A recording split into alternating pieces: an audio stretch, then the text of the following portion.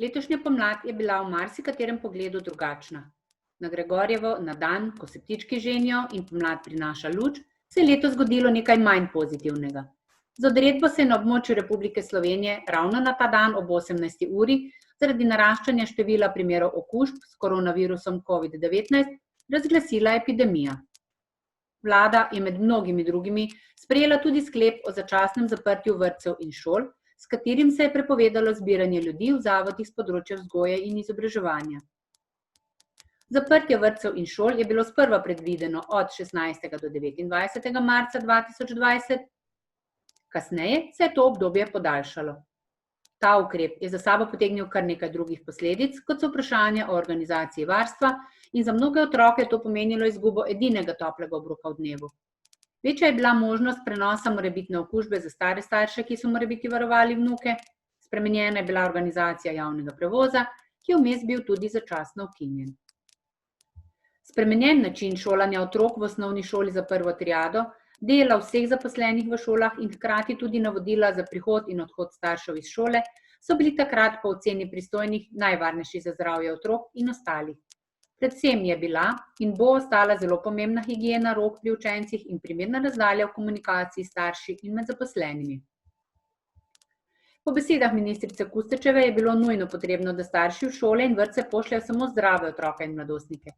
Za učence z zdravstvenimi omejitvami je še naprej bilo možno izobraževanje na daljavo in pridobivanje ocen.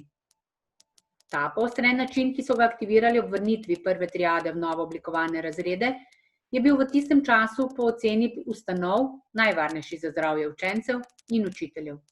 Zahtevala se je nova kultura vedenja v razredih, na hodnikih, kar je prineslo vsaj na začetku nekaj težav, saj so v prvi triadi učenci, ki še vedno potrebujejo socialne stike v večji meri kot ostali osnovnošolci. Zaposleni v šolah so se trudili po najboljši meri za doseganje pogojev po čim bolj nemotenem delu in da so se hkrati spoštovali vsi ukrepi in priporočila za preprečitev nadaljnjega širjenja okužb z novim koronavirusom. Prvi teden po odprtju šol, 18. maja, se je po podatkih Ministrstva za izobraževanje k pouku vrnilo skoraj 95% vseh učencev prve triade. Preostali osnovnošolci so v dogovoru z učitelji nadaljevali izobraževanje na daljavo in pridobivanje ocen do 25. maja, ko so se vrnili učenci zadnjega razreda osnovne šole. Naslednji ponedeljek in sredo, 1. in 3. junija, pa je šola zopet delovala za učenci vseh razredov. Po 1. juniju se je v osnovne šole vrnilo večje število otrok, zato so takrat iz strani pristojne republiške ustanove Nacionalnega inštituta za javno zdravje dobili nove smernice in priporočila. S tem dnem je tudi izobraževalni proces v šolah ob upoštevanju zaščitnih ukrepov lahko znova potekal v običajno velikih razredih v vseh triadah. Letošnje šolsko leto in s tem izobraževalni proces v vseh osnovnih šolah se je zaključil drugače kot običajno. Razlage snovi in pridobivanje ocen je potekalo na daljavo. Mislim, da je želja učencev in učiteljev ob zaključku enaka, da si želijo septembra biti skupaj v razredu in se naučiti novih snovi z učiteljem v razredu in imeti hkrati možnost vprašati nejasne stvari ob njegovi razlagi, med odmori pa se brezskrbno družiti. O dogajanju na osnovnošolskem področju smo se pogovarjali z ravnateljico osnovne šole Podgora v Slovenskih Konjicah, gospo Darjo Ravnik. Lepo pozdravljeni. Lepo pozdravljeni, tudi v mojem imenu. Zelo smo si želeli, da bi se otroci vrnili v šolo in tisti del, ko smo se pripravljali na to, je bil pravzaprav kar težek. Glede na to, da smo morali upoštevati vse zahteve NIJZ in nekako pripraviti prostore, ampak tisti trenutek, ko so pa otroci začeli prihajati v šolo, je bilo pa z vsakim tednom lažje. Kako so potekale priprave na vrnitev učencev v šolo? Pri sami organizaciji dela glede priporočil Nacionalnega inštituta za zdravje je bila največja težava v tem, kako zagotoviti dovolj prostora, kadrovsko tudi število osebja za čiščenje. To je en segment, ki bo verjetno ostal tudi za naslednje šolsko leto. In seveda te razdalje, ki jih je potrebno vzdrževati in ki je otroci zaradi narave, pouka in druženja in želje po druženju zagotovo ne morejo vzdrževati te razdalje. Tako da tisto, kar smo lahko zagotovili in kar lahko zagotavljamo, zagotavljamo. Ne preprečujemo pa otrokom druženja in tega, da razvija socialne veščine, saj to je eden najpomembnejših delov šole. Na kakšne težave ste naleteli pri organizaciji dela po priporočilih Nacionalnega inštituta za javno zdravje v Sloveniji? Mislim, da je stanje učencev ob vrnitvi presenetljivo, so bili zelo veseli, da so se vrnili, povejo tudi, da so šolo pogrešali. Njihovo znanje je mogoče na določenih področjih šibkejše, vendar nič toliko, da se ne bi moglo nadoknaditi v začetku naslednjega šolskega leta. Hkrati pa so s tisto snovjo, ki so jo obdelali sami in tudi s pomočjo staršev, tisto snov so sedaj z učitelji ponovili in zelo malo primerov je, kjer vemo, da bo potrebno v naslednjem letu pri posameznikih še mogoče malo bolj delati in individualno pomagati, drugače pa načeloma generalno so pa učenci zelo dobro delali. Kako ocenjujete stanje po vrnitvi učencev v šolo in sodelovanje z zaposlenimi? Moram reči, da zaposleni vsi, od kuharjev, kuharic, čistilk, hišnika do administrativnega dela in na koncu seveda tudi učiteljev, so se zelo dobro prilagajali na zahteve, ki so bile postavljene, bili so iznajdljivi, tudi inovativni pri svojem delu, tako tekom dela doma, od doma, kot tudi sedaj, ko smo prišli nazaj. Seveda to, da moramo nositi maske, da se nam pol obraza ne vidi, je okoliščina, ki nam ni prijetna, pa vendar zato, da poskrbimo za varnost drugih, je očitno še zelo potrebna. Drugače pa, glede na to, da smo vsi pogrešali delo, neposredno delo z učenci, mislim, da je to odtehtalo vse tiste težave, ki so jih potem prinesle določene zahteve.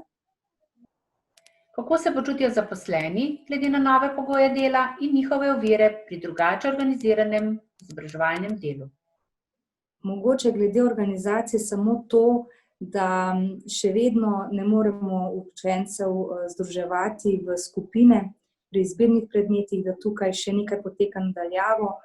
Učitelji bi želeli to izvajati, vendar zaradi pogojev, ki so postavljeni, to ne gre, tako da si vsi želimo, da v naslednjem šolskem letu bi lahko delali tako, kot smo vajeni in predali znanje na način, s katerim bi lahko optimalno naučili naše otroke oziroma učence.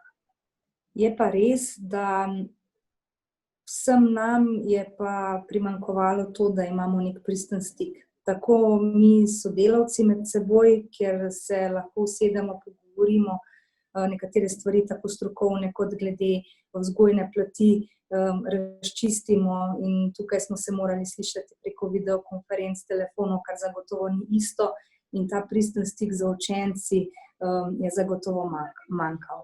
Delo na daljavo ne more odtehtati dela v razredu, ker učitelj vidi, kje je učenec, tako vidi v razredu, kdo mogoče ni razumel, še enkrat razloži, pove malo drugače. Tukaj so bili učenci večinoma sami in na drugi strani so imeli starše, ki so se zelo trudili in so pomagali, da bi učenci razumeli tisto snov, ki so jo učitelji na različne načine posredovali.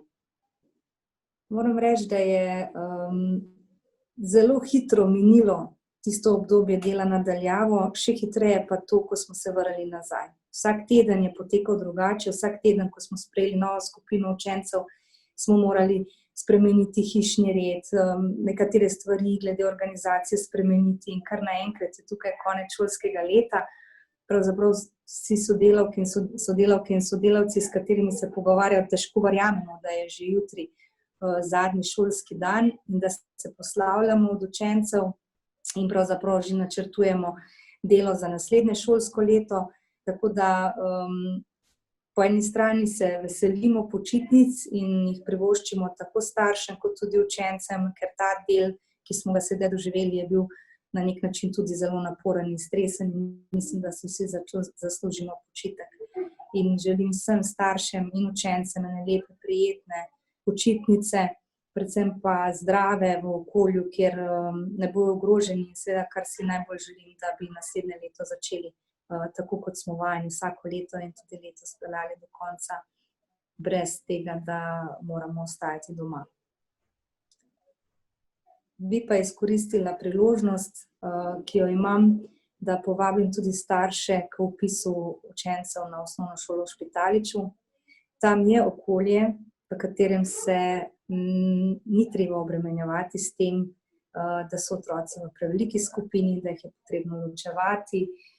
Tam so manjše skupine, je drugačen način dela, zelo veliko se dela na prostem, otroci se gibajo in imajo tudi imunski sistem zagotovo bolj močan kot pa tukaj, kjer sedijo po 6-7 ur na dan.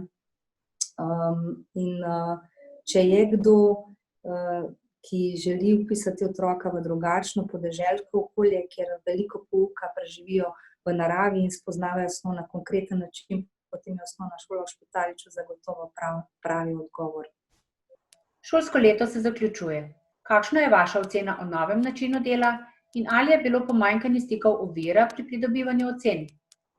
Nov način dela, s katerim smo bili soočeni, je bil za vse nas kar precej velik izziv. Tako kot sem že prej rekla, smo se zelo dobro odzvali. Mislim, da po vseh šolah, da smo vzpostavili pouk, delo na daljavo.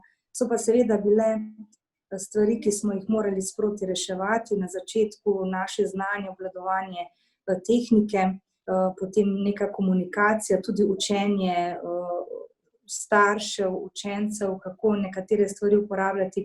Tako da sedaj, ko vemo, kako to izgleda, je lažje načrtovati in si pripraviti nek načrt v primeru, da bi se zopet morali izobraževati na daljavo.